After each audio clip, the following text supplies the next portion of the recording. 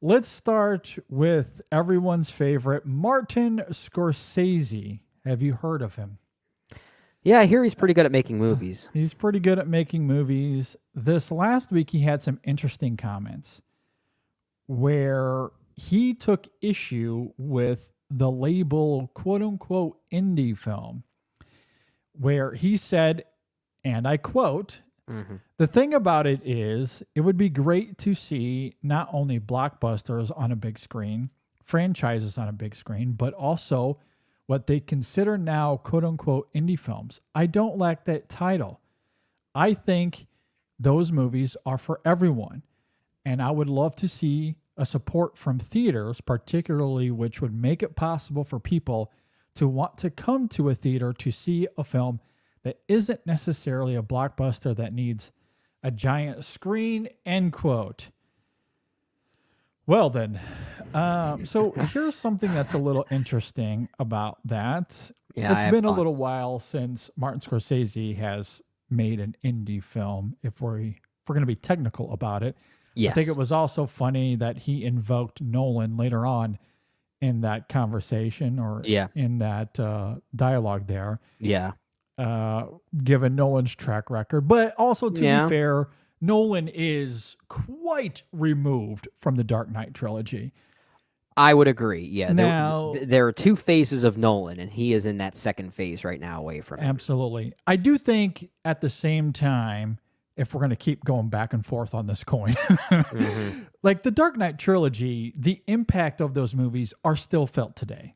So Yeah. Nolan For can't better and worse, but completely yeah. remove himself from those three No. movies. And those were still films. Right? Like, They regardless are, of how you yeah. feel about those movies, they're movies. They're not content. They just happen to be based on Absolutely. IP. Yeah. Absolutely. But at the same time, let's not pretend that Nolan has been dabbling in those movies over the last decade. He hasn't. No. He has moved on from that kind of movie and has made these big epic films that are their own. They're Which challenging. is Just because they're challenging. big and they make money doesn't necessarily mean that they're content or just blockbuster for the sake of Yeah. blockbuster's sake. Absolutely. And when Scorsese is invoking Nolan, let's be honest about this. He's not talking about the Dark Knight trilogy Nolan. He's talking about Interstellar Nolan, Yeah. Oppenheimer Nolan, Dunkirk Nolan. That's who he's talking about. Yeah. And I do agree with him. Spiritually, with what he is talking about, I think he makes a great point. I'm curious what you think of this, though, Brennan. I think where Yeah. this gets a little bit foggy is that indie films, they, for theaters to play them, theaters need people to come to the movies. Yeah.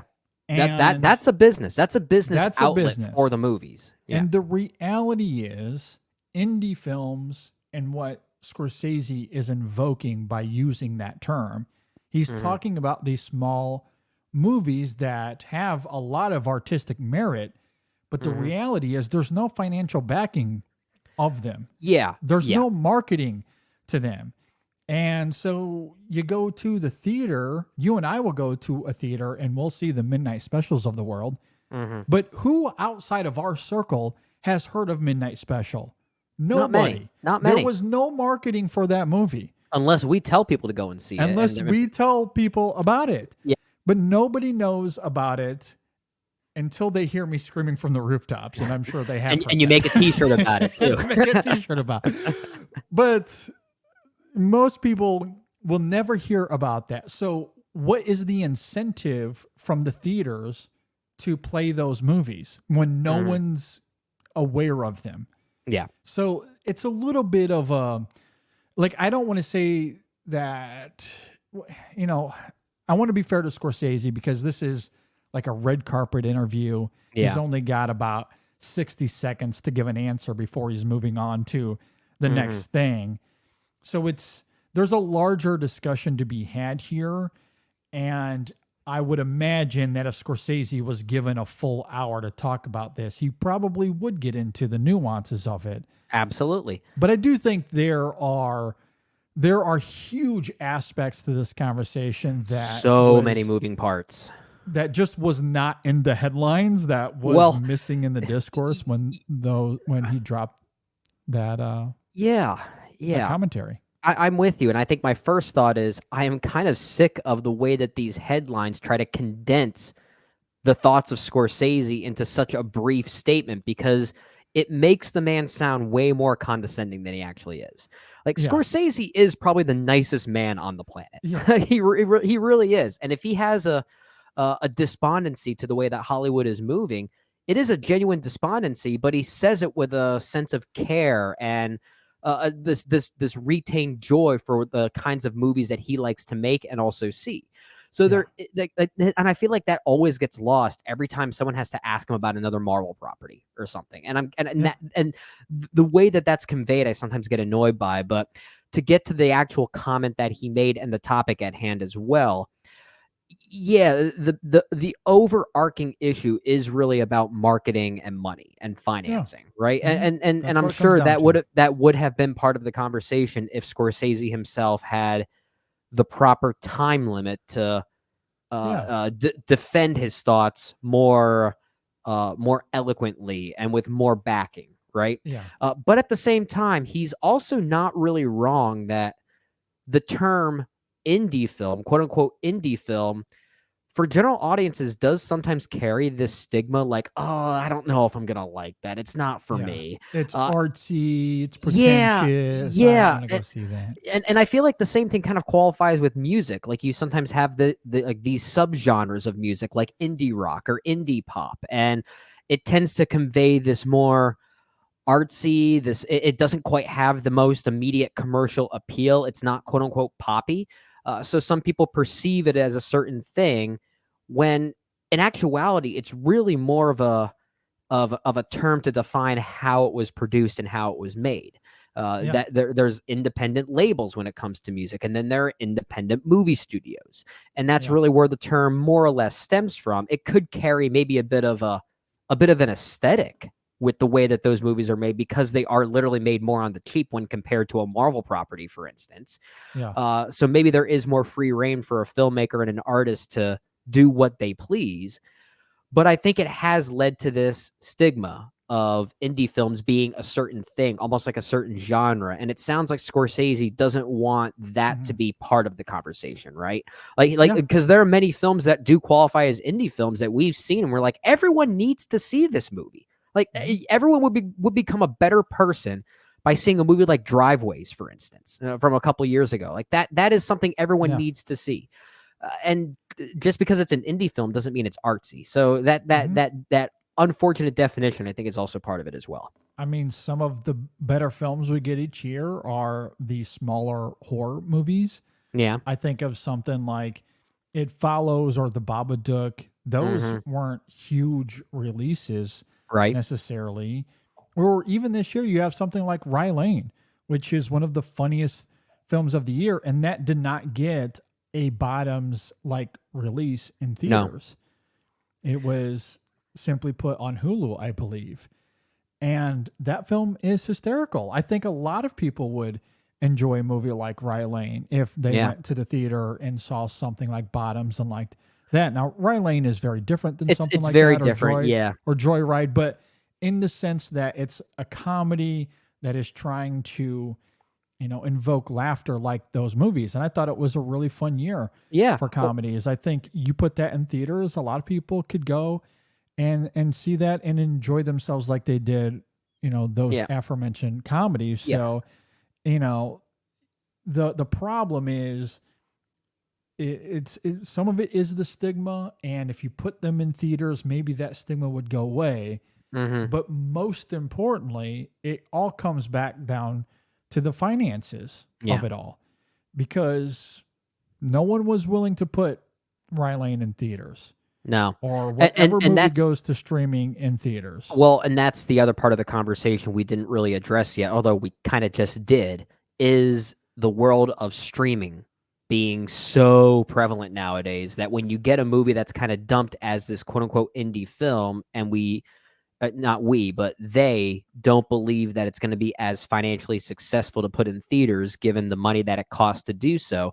Oh, we'll just dump it on streaming. That's kind of the answer, unfortunately. And there's no marketing there either. That's something No. we've Again, it's to save money there, and a lot of these movies, I think, are ones everyone needs to see. Like per Scorsese's comments, I go back to, I think it was the year 2015 when streaming was certainly a thing, but it didn't rule the world as heavily as maybe it does now. Even though it was certainly widely, diversified. But my dad and I went to go and see the movie Room in theaters, the Lenny Abrahamson film with Brie Larson. Sure. And at the end of that movie, he said to me, I don't think I ever would have seen this movie until you told me about it. And that was one of the best movies I've ever seen. So it's like, but that kind of proves the point, right? Absolutely. I mean, we could go year by year since we've been doing this show and simply looking at my top 20 films from each of those years, or maybe even a few honorable mentions. I could talk about so many movies that if they came out today, they would likely end up on a Netflix or a Hulu or a Max or whatever the case may be, because there was no financial backing. There was no marketing behind these movies, and nobody would go and see them. I can't even begin to count how many times I've been to the theaters to see those kind of movies, and I'm the only one there. Yeah. The only one. Same. It has happened so many times. And you're going at times when, it's not every time, but you have gone at times, movie times specifically, when the theaters are crowded. Like there are, it's like a Saturday night, 8 p.m. when everyone wants to go to the movies after having dinner, and they're not going to see what you're seeing. They're not. Who's going to see the Hungarian film White God in theaters with me? Who's going to go? No, nobody. Well, because sadly, nobody knows about it. Sadly, there's another stigma there that, it's in subtitles. I don't want to, that's another conversation for another time. I don't want to get into. How about Locke, the Tom Hardy film from 2014? Yeah. My wife and I were the only ones there. Dang. Okay. Tom Hardy was starting to become a big name at that time. Yeah, he could have sold that movie. We were the only ones in the theater to see that movie. There was no financial backing. There was no marketing for it. I was aware of it because I'm in this space all the time, but nobody knew about it until I and a few others started to scream to the heavens. No, this film is great. Yeah. And you should go see this movie. But there's no incentive for the theaters now anyway. Again, Locke would have ended up on Netflix if it came out today. 1,000%. It would have ended up there, or Max, or whatever the case may be. What is the incentive for the theaters to play those movies when my wife and I were the only ones going to see it? Yeah. I think we need a group out there that basically starts like this Mr. Robot-like anarchy, and instead of draining the debt to zero everywhere, they just drain everyone's streaming accounts to zero so that there are no more streaming subscriptions anywhere, so that way movies only have to go to theaters. I mean, the only solution to this is one of us, and I mean, by us, I mean true fervent cinephiles. One of us needs to become a billionaire to be able to fund all of this. Yeah, but you know what I mean? We need to win the lottery. But up until that point, if and when that happens in a more serious way, this does prove why our jobs, if you want to call our work jobs as critics, becomes even more important, because we are not just preservers of classic cinema, and we try to educate in that way to at least make people aware of those things. But and this is why I sometimes don't like the term critic anymore, because it's not really about saying what's good and what's not. It's more about trying to create awareness of what other types of cinema is out there. And that's where I think in many ways, it's like our jobs are kind of evolving a little bit, and that's going to make our jobs even more important to make those thoughts even clearer for general moviegoers out there. I completely agree. And hopefully there is a solution, a practical solution, and not some sort of dream scenario that I'm conjuring up over here and hoping that dream scenarios are fun. One of us can become a billionaire one day and we can make this happen, because, and I've joked about this so many times here on the show over the years that if Mhm. it was me, I would give so much money to a Jeff Nichols, a Kelly Reichardt. I want them to make movies forever. And I would give them any resource that they needed to be able to do that. Yeah. You know, or any of my favorite filmmakers that struggle to get the finances, you know, because it's hard for a We'll lot start of our own film. company. You can handle the marketing, I'll handle the finances.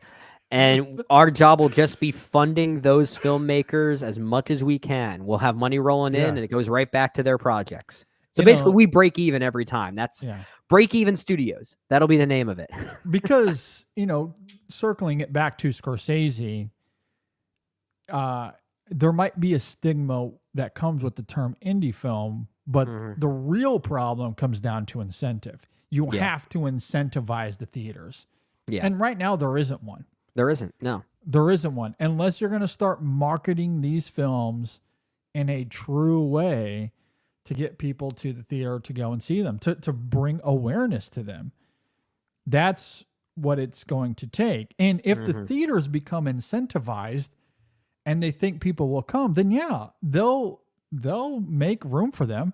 Yeah. It doesn't have to be Marvel and DC and Star Wars all the time. No. They'll make room. I mean, heck, I went and saw Kelly Reichardt showing up earlier this year in a theater. I was incredibly surprised. And guess what, Brendan? I was the only one there. You're the only one who showed Shocking. Shocking. And that, you know, it was gone in a week. I wonder why. up. Me too. That's sad. I wonder why. You That's know, tragedy. I was joking about this with Josh Parham, who came on the show to help me review Passages. Yeah. Because that is quintessentially another movie here where I went to the theater to see it. Mhm. And I was the only one there. There might have been one other. I think there was two of us. Two of us in total. Big theater, only two of us. But on the show, in that review, he noted that he was surprised that I even got it. Because it's this small movie that's gotten very low circulation.